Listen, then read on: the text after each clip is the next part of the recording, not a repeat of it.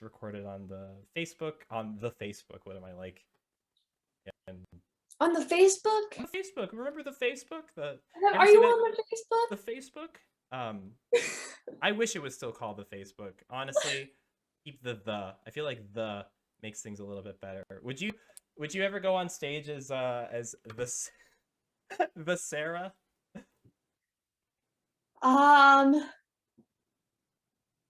I don't know, but people make their Instagram and Twitter names like the Sara Snyder. That's true. I That's true. would That's true. never like how some people end their set like "Thank you, I've been Sara Snyder," Hmm. or like I I mean, you usually refuse. do that. You do? I mean, no, you do, don't you? Don't you usually say No, no, I've never done that. you've never said I've been Sarah Snyder. Thank you. Wow. I refuse. You refuse. That's a strong word. Refuse. You have like a. Is it like a philosophy thing? Do you just like not agree with It's saying a your name? pride thing. Okay, so is it pride? Too much pride or lack thereof? Too much. Too much. Too much. Like if they're gonna listen to me, they should just remember what the hell my name is. Yeah. That makes a lot of sense. I can respect that. Or it'll be on the poster or something, but I don't know.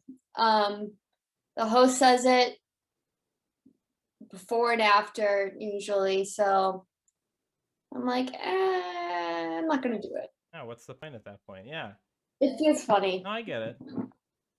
I get it. So it says on your website that you kind of busted your chops, or got your chops in the Chicago suburb scene. So how much of that is you just playing around? How much of that is like you actually did learn comedy in the suburbs of Chicago? I did start doing stand up there. I was going to community college, so I started doing stand up when I was 19 and I was living at home with my family. Hmm. And there's a place in Aurora called the Comedy Shrine. So that was the place I first did stand up, and I was there most Mondays. And that place was actually like cool because it was like a legit club, um, not Hmm. well known outside of the Chicago suburbs, probably, but it was a real club. And I would do, there was about like maybe like one open mic for each day of the week out there. Wow, that's incredible. Yeah. You would have to drive sometimes, half an hour or so. Yeah, but yeah, I did it. And so that's where I started, and it was kind of a good place to start because there was only like every comic knew each other. It's Hmm. not like, you know, in Chicago it takes a while to get to know everyone, and then And then once there's once always you're more there, people to yeah, meet. But in the suburbs, everyone knows everyone. So that makes a lot of sense. That's cool though. So the Comedy Shrine in Aurora. yeah. That's where cut. I meant to say, I was gonna say cut your chops. I think the phrase is cut your teeth. That's right. That's what I meant to say. You busted your teeth. You I cut your chops. I busted my teeth on that stage. Yeah, I mean sometimes you eat it. Sometimes you do eat it, and that is when you bust your teeth. Yeah. Oh my Yeah. gosh. Um. Definitely. So what was I going to say? So I think you said you started doing stand up when you were 19, but I mean, speaking personally, I had been thinking about stand up. Like stand up was on my mind since I was really little. So I Mhm. wonder, is that I'm imagining it's sort of a similar situation. Yeah, yeah. For me, it was about like around 8 years old, like second grade, third grade, where a couple of things happened where I made a couple of classmates laugh here and there, like really hard. And like, Thank you um, for clarifying. really, I'm not, they were legitimate laughs. They were not Hmm. pity laughs. Not second grade pity lives. We're not fucking around here. No, they were legit. They were legit laughs. Like, um, and that just it felt really like really, really good. Like in a way that I don't know if it's ever felt as good since like then where, you know, that feeling as a kid of like, wow, I just made that person like erupt in laughter, like, and like how cool and powerful is that? Mhm. And then seeing on TV like Will Ferrell in Saturday Night Live and how freaking funny he was. And I saw, Well, wait, hold on. You're not that much older than me, so you wouldn't have been around when Will Ferrell was like I was on SNL. I was born in '94. Oh, so, yeah, no, so you would have caught that window, I think, right? Yeah, I think Molly Shannon and Will Ferrell. I don't know. Well, let me see when he was on Saturday Night I Live. mean, you don't need to like. No, I want to know. Yeah, he joined in 1995 and left in 2002. Okay, So I so guess yeah, he was. Yeah, he was actually on. That stuff was fresh. that's interesting. When were you born? I was in '98, so for me, my SNL like Avengers team or whatever would have been um the Bill Hader, Jason Sudeikis, Kristen Wiig, of course, like Maya Rudolph for like a nanosecond, um, and Fred Armisen. Those were kind of like Wow. my like the golden, and everybody. This is like not new stuff. Like everybody has you know, their troop that they lock in, and like that's the best you can ever get. But for me, it will always be that group. But that was when I was discovering comedy, right? That's when I realized like, oh, people can, you know, make you laugh um, hard.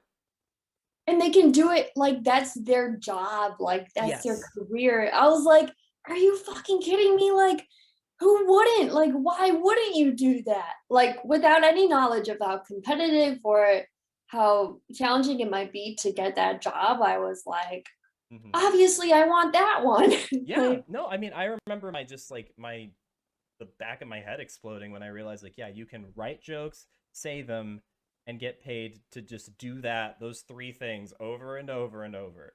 Um, yeah. I also saw on TV when I was really young, Chris Rock doing stand up mhm. and just seeing like, holy shit, he's got an entire theater of people listening to what he's saying. He's one person and he's just playing them like an orchestra. That's such a Like, beautiful way of putting it. He is playing them like an orchestra. Yeah, when you're up there, you're basically a conductor and everybody is in the chorus and you're just, boop, boop, boop, boop. I mean, it is kind of one note. You are making them make one sound for the most part. yeah, But it's really cool. it's I mean, incredible. for him to, they want to hear what he's saying so badly that they all paid to be there and they're all listening to him. Yeah. It's just like, I mean, it's wow, that's really powerful. one phrase that I always hear a lot of, especially with like laughter, is it always feels kind of like you're being hit when you're on stage. It feels like you're being hit with waves, like waves of laughter, waves of joy, or whatever. I wonder if you like if that mental image tracks with you. If it does, it kind of feels like you're at the beach, or maybe you have a different way of thinking about it. Yeah, like, well, yeah. How long have you been doing stand up? I've been doing stand up for a year and change. Okay, so did you mostly start on Zoom? Well, let's see. Before I got on Zoom, I started strictly speaking in December of I guess 19, and I Okay. did like 8 or 9 open mics, and then that bug started going around, Yeah. that little situation, and then yeah, it's been Zoom up until actually recently. I've been doing a couple of live stuff. I've been doing some Nice. open mics and book stuff, but it's been Wow. mainly Zoom. Yeah. Yeah, it's I mean, it still kind of works in a way that I still get nervous, I Yeah. guess. Oh yeah. Oh yeah. So I'm like, it must be working at least a bit, but like doing it in person, like sometimes I think the best would be when you've got them laughing, like especially with like a larger audience, when you've got them laughing so much and for so long that you actually have to like pause, like you can't keep talking Hmm. because you would be stopping them. Hmm. Like that's the coolest. Oh yeah, no, I mean when they interrupt you with how much they like what you just said, that's it's fucking wild. Yeah, I mean for me, it's almost I almost kind of feel like this is gonna be such a like deep cut weird reference, but like um like with Jimi Hendrix, he has that thing where he like gets really close to the microphone and is able to like get that kind of warbly feedback thing. That's like his whole thing. For me, when I'm on Zoom and I am able to get people to laugh so hard that the audio starts like jumping and skipping and clipping, to me, that's like my shitty, that's like my tiny shitty Jimi Hendrix moment where I'm like, wow, we're the same. We're these right now. I'm the same as Jimmy. Oh my Um, god. You must have the audio on your laptop pretty loud. yeah, actually, I could just be Jimi Hendrix whatever the fuck I want. I just turn up the gain on my microphone. Dude, you shouldn't be getting that much feedback. Yeah. I'm sitting here like, wow, I'm covered in love, and you're like, yeah, you have a shitty audio setup. No, That's what it is. I'm insecure. I'm like, my audio never fucks up. It's either my laptop is really good or I'm not writing tightly enough. I don't know. We'll leave that one up to posterity. We'll see what happens. Yeah. Oh, geez. So, so you talked a little bit about watching Will Ferrell. So I think you've done improv and sketch, right? I did, yeah. I around the same time I started stand up, I also took an improv class at my community college, and I found that it came really pretty easy to me. Hmm. And then I didn't do any more improv after that until I transferred to Columbia College Chicago as a junior. They Okay. have What were you studying there? comedy writing and performance. Go figure. Yeah. Wow. Yeah, that program started in 2013, which is actually the year that I graduated high school. Hmm. Um, so but I came in 2 years later. So I could have done that the whole time, but that would have been like $80,000. So Yeah. Would have and been quite a lot. yeah, and I wasn't ready to make that jump. I had to kind of find my way because I like so I knew when I was a kid that I wanted to be a comedian, but then somewhere in those like older, like teenage years, like I lost that thought. I didn't think that it was something I could really do.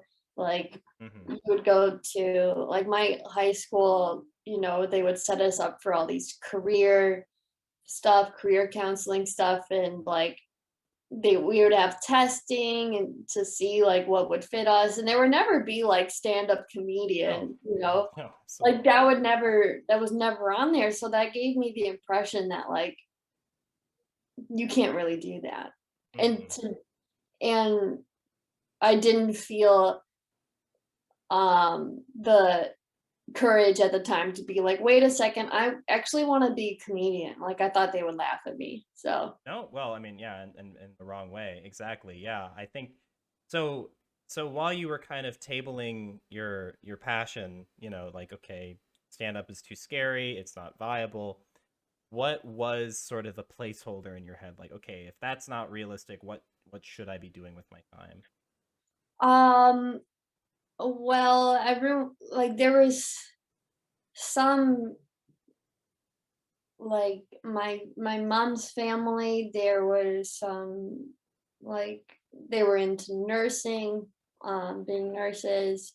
Um, they knew I was good at math, so they were like, "You should be an engineer." Of But course, yeah. yeah, and I started community college taking classes like medical field classes, and I was always a good student, so I got really good grades in these classes, but like there was no like I had nothing to look forward to Mm, mm, with this. And I started having depression and anxiety mm, and started journaling to help me not have a panic attack in the middle of my class. mhm.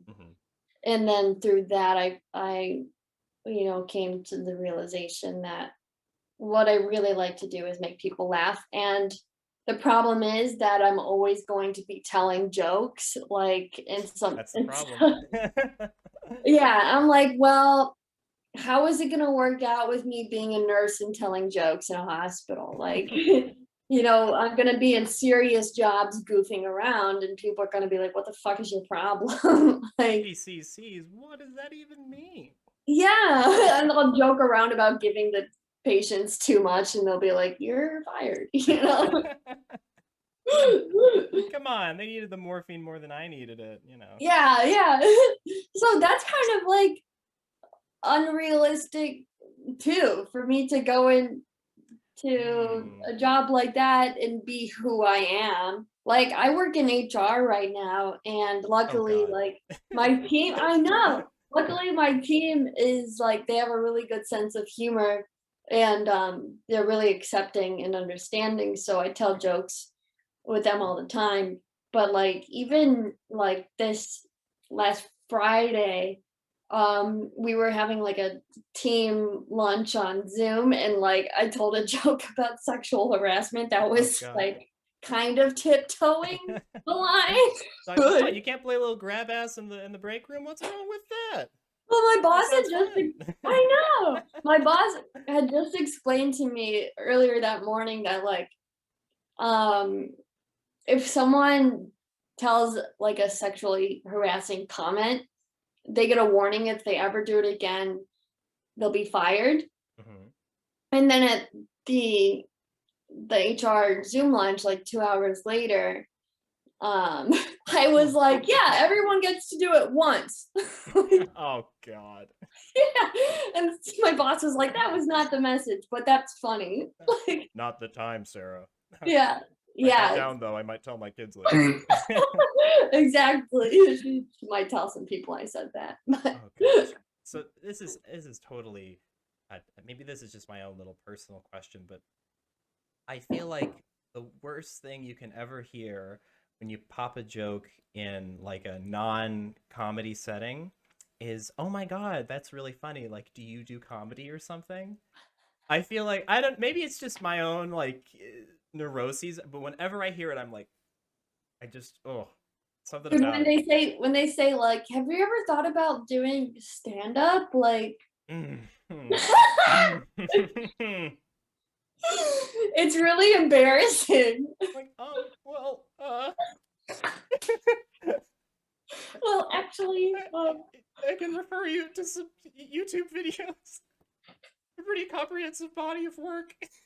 they're like, "Where do you?" Oh my god, I fucking hate when they're like, "Where do you do comedy?" And they name the biggest fucking clubs, and I'm Mm-hmm. like, Um. "None of those." Well, especially right now, it's like the internet. That's the biggest club I go to right now. It's the digital one. That one. Gosh, the They're time. like, I'm like dive bars, Yeah. places with no audience members. You would be the only one if you want to come. Can you please come? By the way, can you please come if you're thinking about it? Can you please come to my Bring a show? friend. Yeah, Yeah. please, like three, four, five. If you have five friends, it's great. That's actually more than I've gotten over the last 3 weeks. Please. Oh my gosh, it can be painful. No, it can definitely be painful. I felt so actually. So a lot of the open mics that you go to, do they? Well, I'm assuming you still go to. Are they still doing stuff in Chicago? Um, every time someone posts on the Chicago comedy Facebook page about doing live stand up, everyone kind of shits on them, which is hilarious. I see. Okay, then I won't force you to say anything that will like damn you forever. I haven't been doing live comedy at all. I see. Okay. But I think there are some places. I think the Laugh Factory has in-person stand-up. They have, like I think they have, like, some of those, like, plastic panels around the stage or something. Mm. But that Okay. one actually I could kind of see because the stage is a little bit further from the audience, so Hmm. you would have, like, 6 feet. Yeah. Um I mean, I guess now like every comedy club is gonna start looking like SeaWorld. They've all got like the big, like splash zone. Like no, but seriously, if there are droplets, we have to leave. Oh, So, true. why did I ask though? Oh, I was gonna ask, um, the mics that you did go to back in yesteryear, 3 million years ago. Did you ever feel like, well, first of all, were they mixed mics? Were any of them like music and comedy and poetry, or were they all just comedy? Um, I feel like I might have gone to no, I never really did stuff like that. Never did mixed mics. No. I did one that was called The Riff, where they would give you you would pull a topic out of a hat and riff, and one guy would always bring his guitar. And Ooh. yeah, and one time I actually I asked him to just play the guitar during my set, Mm. and that was a really fun experience, So actually. was he sort of just like playing to the rhythm of the how did that I mean, was he just playing like some background music or what was going on with that? That's very interesting. Yeah, he was just, like, playing some, like, random rhythm, and I kind of went along with that rhythm. Oh, so you guys were it's almost kind of like symbiotic. Like you would say something, he'd play something, he'd say something, he'd play something. That's really fucking Yeah, cool. at the same time, because and then it was fun because I would kind of I would, tell my joke with, like, the timing according to what he was playing, Mm-hmm. Mm-hmm. um, which is really fun, like, that's have you ever done musical improv? Yes, yes, I have. Like Yeah. it's just the same kind of concept like that, you Mm-hmm. know? It kind of like it musical improv, it looks hard, but it's actually pretty easy. Yeah, it's just, fitting a certain pattern like A, B, A, B, C, A, B, A, whatever. Yeah, the Um, music kind of informs what you're doing. Yeah, and almost in a way, it's a little bit easier because you kind of know what to anticipate. It's like, okay, whatever Exactly. I say, it's got to be this pattern, and so it limits your options, and so you're just like, okay, well, I can say these 4 or 5 things. Um, Exactly, like, what makes sense right then and there. yeah, musically and in improv, I guess comedically. Yeah, that makes a lot of. I have thought this is totally a very me way to think about this, but I have thought about practicing. So I used to play the viola, um, and I was like a. Do you play any instruments, by the way? I actually started learning to play the ukulele during COVID. Very nice. Okay, so both musicians. Okay, so I was like a metronome fiend. I would always have the metronome on. I would, play it even when I wasn't even playing. I just have it on all the time. It soothed me. Um, Hmm, but I often think like, what if I tried to like do my jokes like metronomically? What if I tried like 3, 4, 60 BPM and just 1, 2, 1? I don't know, something like that. Because you listen to some of these old cats and they do have I mean, almost like musical, surgical precision with the rhythm. And it's like, wow, how do you do that? So, I it have played is. around with the idea of like adding some music to my comedy. But one question I have for you though is so this is a question I ask everybody in and out of interview situations. What does if I said like, how much have you written today and you gave me a number, what are you imagining in your head when you think of writing? Like, what does writing look like for you? Oh, today I journaled. I try to write at least 3 pages. Wow. Actually, my boyfriend also just bought me a quill. Ooh. Dude, this pen is something else. It Wow. like he yeah, so I was practicing writing with this today. Um Is it easy? I imagine it takes some getting used to. it absolutely does. And um but it's cool. And then I put on like some classical music while I was writing Oh with my this. god. I Oh my often will god. listen to music while I'm writing, though. I will. Mm. Lyrics or no lyrics? Lyrics, Lyrics. both Oh, actually. Yeah, both. But it has to be a song that I already know, so I'm not too distracted. that makes a lot of sense. Okay. Yeah. So you So go ahead. Yeah, sorry. yeah, I don't know. It just kind of helps the time go by faster, I think, but or makes it more fun. I don't know. Um, with my like noise canceling earphones. So I'll write 3 pages, and then something I'm trying to do that like as part of my like writing habits is like after I just journal those 3 pages of whatever's on my mind, then I'll try to do like 10 minutes of like, try to come up with new jokes. And Mm. sometimes like after journaling, I'm just not in the mood at all to try to come up with jokes. Hmm.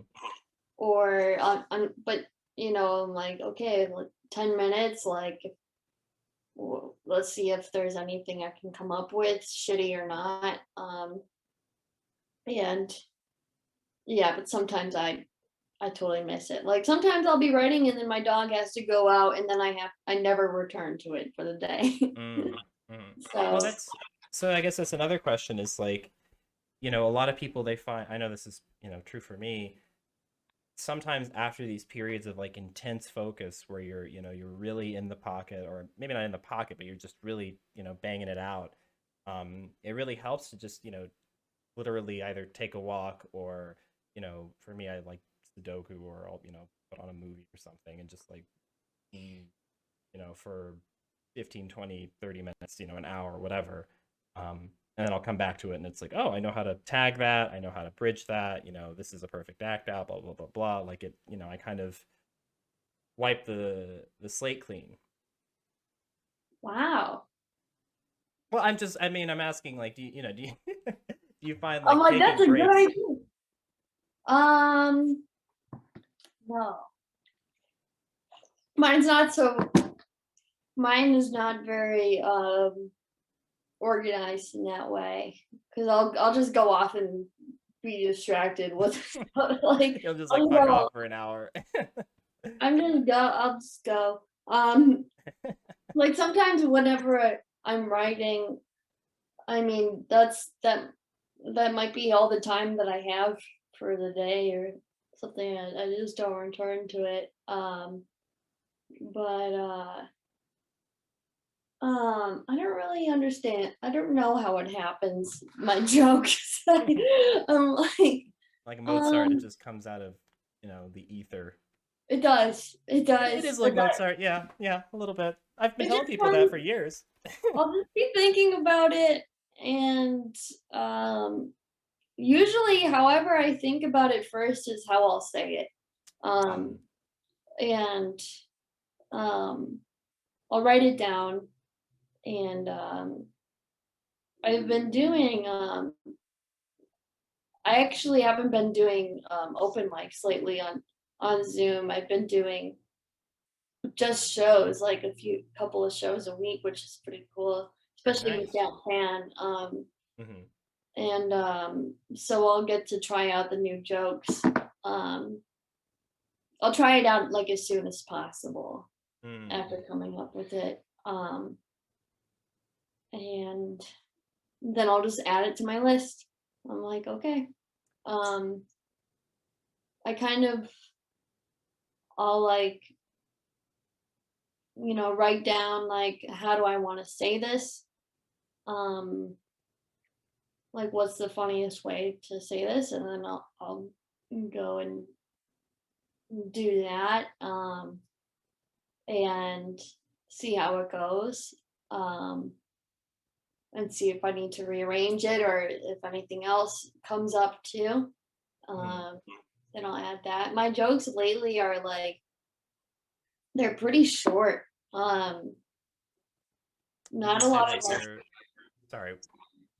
yeah, they're not like a whole lot of like long stories at all. They're pretty short. Mm-hmm. Where would you say you get a lot of your, I guess, like for instance, I know whenever I watch a lot of Carlin, it shows up in my writing. Like, Mm. it gets super wordy, not wordy, but it gets very like linguistic and very, long and mellifluous and just, this super like word rainbow that I'm vomiting. Um, and so I almost kind of have to be careful who I listen to and who I don't listen to because sometimes it starts to lead into my writing. So, who's a comic for you that you listen to them and you're like, oh, okay, that's that's close to the tone I want to hit. Or those are the things I want to talk about. Or these are the types of ideas I want to have. And it could be Um, more than one, or maybe nobody. Maybe you're a super unique person. I don't know, but that is something I try to be careful about. But that I mean, it's also really inspiring to watch a few of like my favorites. John Mulaney is always someone I come back to. Mhm. I just really like the way that his jokes are. Um, they're just so precise. Like Oh yeah, he's like a Gatling gun. Yeah. he's just like so polished. Like there's no extra words. And sometimes it'll seem like there are extra words, but they're perfect. Yeah. Like They're perfectly extra words. yeah, yeah. Um um but he also has like his own mannerisms that, I think I've seen a lot of people do. Imitate. Yeah, imitate. Oh Yeah. yeah. They're Oh like, yeah. they're like what's something that he does like, something like Oh yeah. yeah. You know how like how you talk to your grandma? Yeah, that one. Exactly. You Yeah. know how to talk to your grandma. Yeah. Yeah, the kind of quick aside of like, blah blah blah blah blah, explaining what I just said. Yeah. Yeah. Oh, you see that all the time. You see that Oh, yeah. 100% all the time. Yes. Oh, I mean, I don't know how paranoid you are about that sort of thing, but like just a week ago, I did a line. Who's the guy that made the movie Don't Think Twice? He's Oh, Mike Birbiglia? Mike Birbiglia. That's right. I was thinking Brian Regan, but that's not him. Um, Mike Birbiglia has this line where he's like, says something, and the audience kind of gets to the punchline before him, or like kind of fills in the blanks, and he goes, "Oh, you're in the future also." And Yeah, yeah, oh yeah. my god, I think I said you're in the future as well at one point at a mic or something, and right after I said it, I was like, I need to quit. Oh my god, like the biggest hack in the universe. Like I knew exactly what I was doing. I mean, maybe I did. It's just such a good line, and I think there was part of me that was like, "Ah, well, he shouldn't get to be the only person that says that." I I was like spiteful for a second. Um, but yeah, Well, he doesn't own these words. yeah, we're all fucking talking, speaking the same language, man. Same fucking dictionary, man. Just like fight the power, but like it's all these like comedy phrases.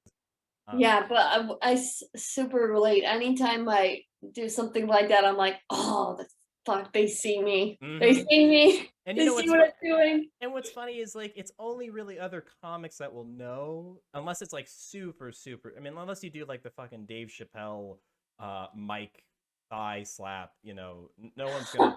Nobody in like the general public is probably gonna pick up on it, but your other comics are gonna you're gonna see that and be like, They will know. they will They know. will know, and it'll be awkward. Oh, it'll be very well. What would you say is something that's yours? What would you say is like a style or a genre or even just like a physical or verbal tick that you do, pretty reliably? I don't even know. I feel like I can't see what I'm doing. Like I can't. Mm. Like You're too I close to can't. it.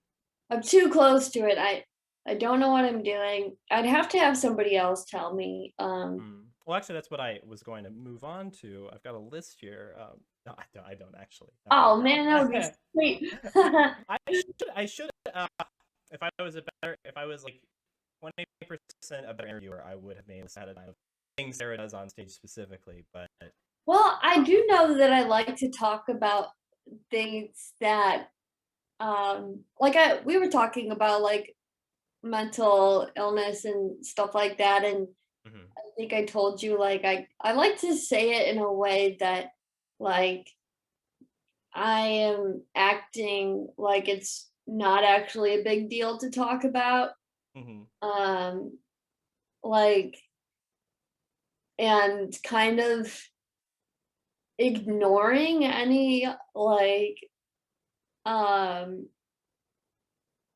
like possible feeling of like taboo. Mm. Like I know that it's there, but I'm gonna blow right past it.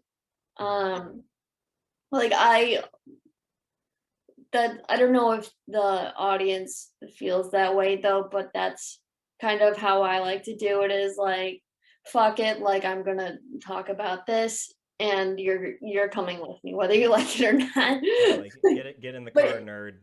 get in the corner, exactly. Yeah, don't be a narc. We're talking about this. So square. I Yeah. like that.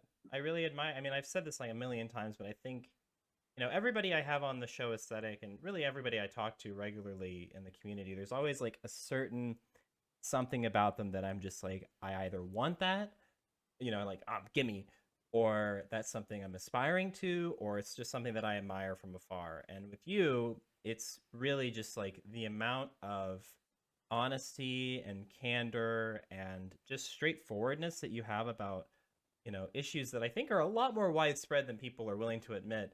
But Mhm. you don't even go straight for the jugular. You just cut the head off. You just go boom, like it's so clean and it's so great, but you do it so well. And so I'm always just so super impressed by it, and it's very inspiring. A lot of my own writing, even nowadays, I don't I don't explicitly tell myself, what would Sarah do, but I do think to myself, okay, if Sarah's able to take this next step, I should maybe be a little bit braver in my stuff too.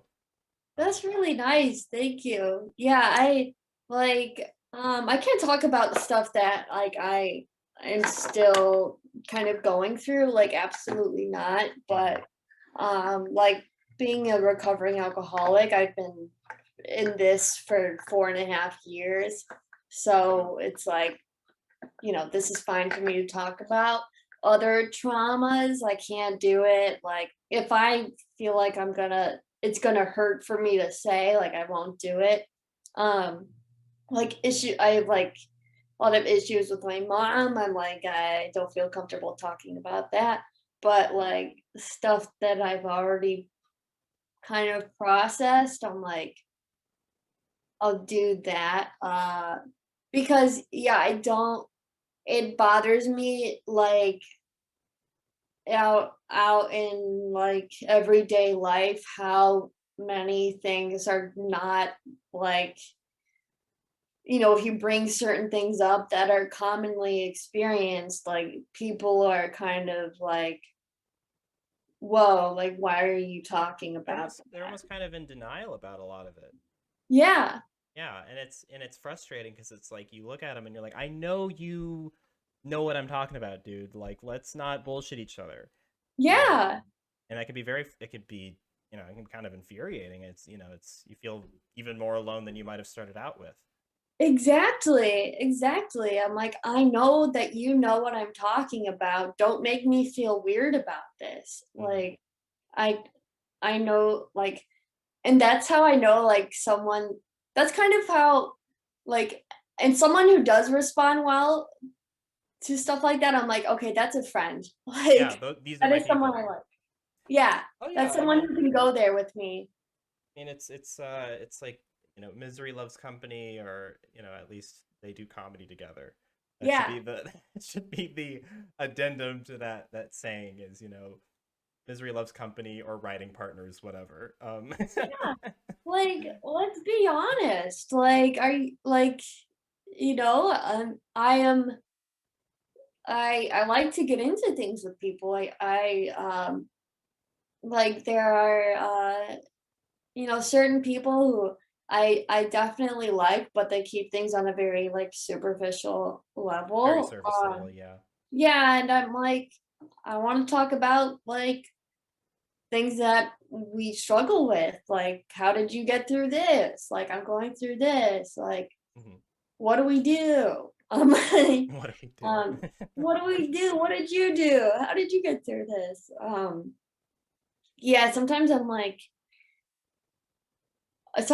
a little bit too honest about things. Oh yeah, when you come out straight out of the gate and you spook people, that can be really, that can really put the cold water in your face for a second. Mhm. Oh geez, not everybody wants to talk about this all the time. Yeah, and I'm like, God, now they think I'm weird and annoying. Oh yeah. Oh yeah. But Well, that's the kind of stuff I like to talk about in comedy is like these experiences that I know people have experienced and thought about, or maybe they haven't. Like something I've been talking about um this last week or so is like it I it's ridiculous how much funerals cost. Like you're literally I it's such it should be it could be the cheapest thing ever, like, and yet it is so expensive, and then I go on to say, like, I actually, um, I wanna be eaten by sharks, and uh, I want my friends and family to be like, "Damn, I'm so fucking excited for Sarah's funeral." She's gonna be eaten by sharks. It's gonna be so cool. I'm like, if you're gonna spend thousands of dollars, make it a destination I was funeral. just about, yeah, you could go to like South Africa, like Cape, yeah, whatever it's Cape Yeah, something. strap a bunch of sardines to my body and let loose. Mm-hmm. Like, Mm-hmm. Let's who chum it cares? up. Let's I'm fucking dead go. already. Like, what's the Yeah. deal? Oh my God. Yeah. The weird, the weird cultural thing of like we gotta respect the dead. Gotta respect. It's like maybe we should like respect living people first. Maybe like let's fucking crack that one, Da Vinci. Let's do that one before we worry about these inert bodies It's in a like golf because course. yeah, then people like at every at fucking every funeral and wake you go to, they will never talk about how this person actually was Lived. kind of a dick. Yeah. But Yes. like like my grandma just passed away a month ago and I'm sorry. oh yeah, it's okay. Yeah, I talked about it. And like she was a wild woman. Like she was quite mouthy as well. And like they didn't talk about that in the service. And I'm like, how are you not going to talk about her personality? Yeah, that's Like, who she was. yeah, she had so much. So I'm like, at my other grandma's memorial service, like 4 years ago, like you could get up and speak at it. And so I did. And I was like, my dad's family actually did really well with this, where they like someone brought up how they accidentally saw grandma naked once. And it was really funny because then I went up and I was like, my name is Sarah and I've never seen grandma naked. That's And then really it was good. just, That's a yeah, good it was a opener. really it was a fun time. Like it was fun and I was like, this is the best. Like this is the best way to do it where like, grandma would be cracking up. Like, Mhm. I think that's such a great way to honor someone is like have fun in their name. Like, Yeah. Yeah. I mean, I think I heard about over the summer, and then we gotta wrap this up pretty soon. But I heard about in the summer this idea of like a living wake. So you have the person, there, and you eulogize them. So everybody says all of the beautiful things that they've done, all of the things they love about them, all the experiences they've had, and then you hang out and I don't know whatever. What's funeral food like casseroles? A lot of casserole. I feel. I feel like that's a lot of what people eat. Edible arrangements, maybe. And I thought that was so cool. And so what I want to do is I want to have like a million living wakes for myself because I'm fuck, but I want to have a million of them so that by the time I get to my funeral, you can just say all the shitty, horrible, stinky things I've done because you've gotten it out of your system. Like I've well, heard now that it. he's in the ground, Yeah, it's like like, oh, okay, let me be frank. let's all just okay, what an asshole. Breathe a sigh Oh of my, relief. can you believe? how many wakes this guy had. He made us do 20 in 1 month. 20. That's almost. That's 3 birthdays I missed because this asshole I went. I missed my niece's baptism for this guy's 17th wake. You know how many funerals I actually missed because of this guy's living wakes? I ran out of gift ideas 3 weeks ago. It's the same pineapple. His edible arrangements, it's the same fucking pineapple every time. The fucking paper plates and the fucking Chips Ahoy cookies. Come on. Oh my god. The same, Oh. what are the same sheet cake over and over. I don't even want to do the show this Tuesday. I think I might just make. I think I just. It'll be a Zoom living wake for me. That's. I'm so down. Okay, good, good. Is this a Excellent. real thing though? What, a living wake? Yeah. Yes, it is. So yeah, it's I mean, it's, I don't know how common it is, but anyways, so we got to be going. But is there anything that you would like to plug before we get out of here? I would like to plug NASA sweatshirts. You Oh two no. can look this hot if you pay $35. The NASA gift store. Nice. Yeah. Your show on Tuesday. 5 p.m. Eastern. Yes, and I will be there. And I will be headlining. No, just kidding. Will you? I don't have that much material.